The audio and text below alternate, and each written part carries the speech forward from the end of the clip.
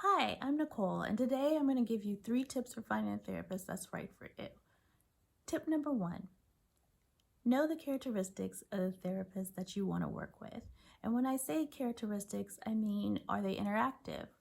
Are they silent? What kind of feedback will they provide to you? Are they also good at giving resources? Are they only expecting you to come into the session already prepared? Like, what type of style do they have?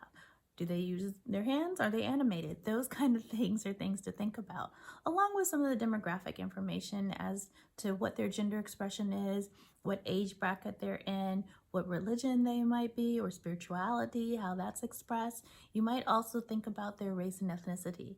These are the things that you are looking at when you are essentially interviewing for a therapist and trying to find that right fit for you. You want to be comfortable being uncomfortable. And I say it that way because a therapeutic space is designed for growth and healing. And with that, you want to be able to feel safe and secure and trust the person that you're working with. At the same time, you want to be able to feel a little discomfort in there and being able to work through that in a positive environment. Tip number 2, know your finances. And when I speak of finances, I'm also talking about whether or not you're going to utilize your insurance.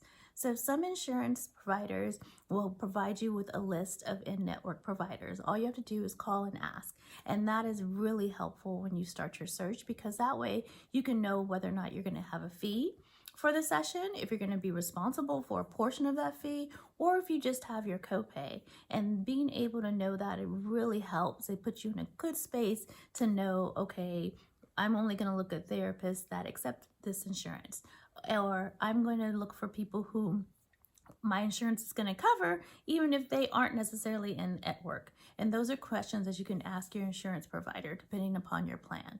You also want to look at how much their rate is. This is in case you're paying out of pocket. And as therapists, you can ask us this question before you even schedule with us. How much is your fee? What is the cost per session?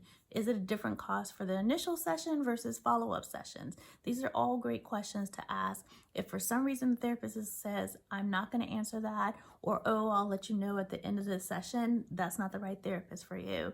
We really do want to make sure that people have a good experience. And with that being said, we have an ethical obligation to let you know how much that session is going to cost before the session.